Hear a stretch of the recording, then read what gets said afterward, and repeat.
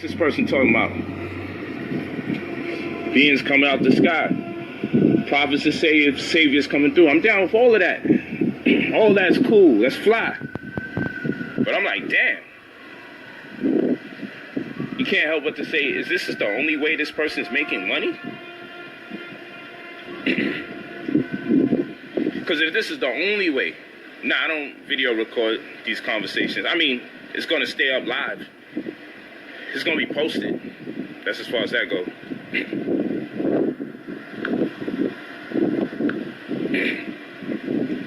You feel me? But this is we got to start having a zero tolerance for people who talk to us about things that don't change our future.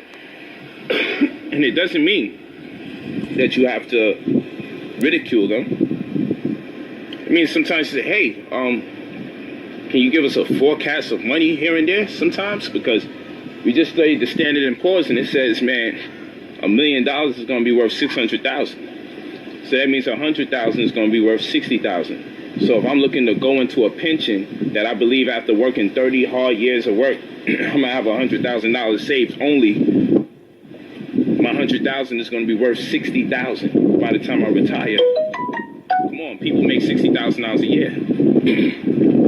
People make $60,000 a year. What the hell am I doing retiring into the amount of money that I should be making a year, which isn't even half the amount of money that I'm supposed to make according to any economist? I'm supposed to be at $150,000 or more a year.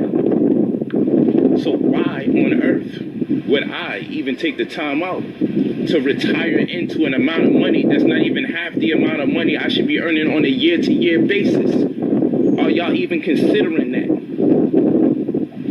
Do rappers have retirement plans? A lot of you want to do music. A lot of you want to sing and dance. Where's the retirement plan for singers and dancers and rappers? You know why? Because the industry is so saturated with black entertainers that they'll never have those opportunities allotted to them until our people come in and say, yo, listen, we got to start creating plans for people that entertain, because they're going to be broke as hell when their career is over. So there's no retirement plan for the rapper. There's no retirement plan for the singer. There's no retirement plan for the dancer, the choreographer. You better come up with something, because they don't give a f about how ignorant you are. All they do is make news out of you when you go broke.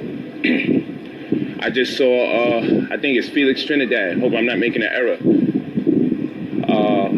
Boxer. He made $90 million during his career.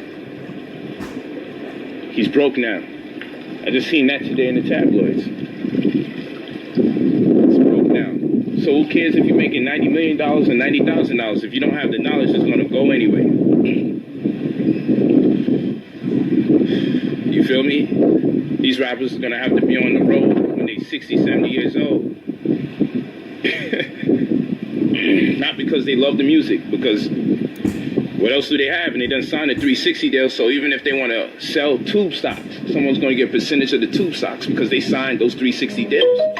I'm trying to tell y'all, this game is dirty because they realize it's easier to go independent now. They don't even spend money into artists and development. They just find people who did a good job themselves, branding-wise on YouTube, pick you up when you've already bust your ass and put your own money, time, and energy into yourself. They pick you up. Now they don't even need an A&R. They just pick you up.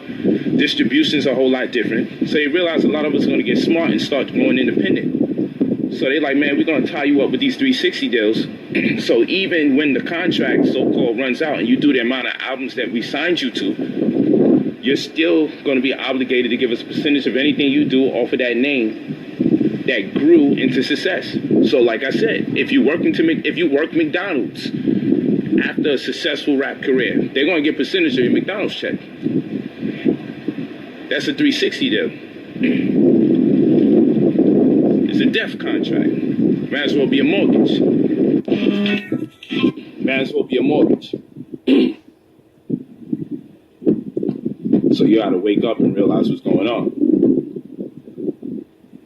Gotta wake up and realize what's going on. I'm gonna be nailing this information over and over again because it's so very important. It's so very valuable.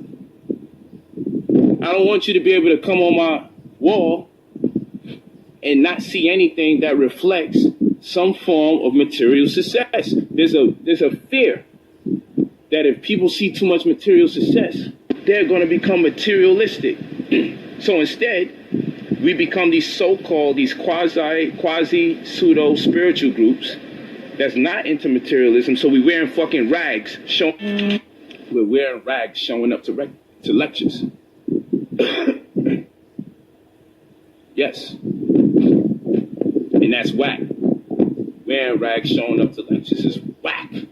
It's corny. It doesn't make no sense, and it's slowing us down as a people. I'll talk about mortgages, but the number one thing you need to know about, family, when you want me to talk about mortgages, is that the word mortgage in itself attests to the strategy. What is a mortgage? Mort means death, gage means pledge or agreement. So it's a death agreement, it's a pledge for you to be in debt until you die. So most of us are going to get a house around 33, 35 years old. We're going to have a fixed rate mortgage for 30 years. We're going to have an agreement to pay for something into the time that we become 65. The lifetime expectancy for us is 71, 72. And guess what will happen in between the time? We'll be paying something almost to the point when we have to transition. Many of us will die before that time, considering our diet. It's real. In progressive neighborhoods, they wouldn't dare have a bunch of stores open after even 9, 10 o'clock. Because they understand the circadian rhythm of the human body. You shouldn't be eating after 9, after 10. After 10:30, your body says we're clocking out. And anything that you do from this point forward, guess what's going to happen? We're not going to break down the food. We're going to store it in the colon. We're going to put it in the small intestine. So when you go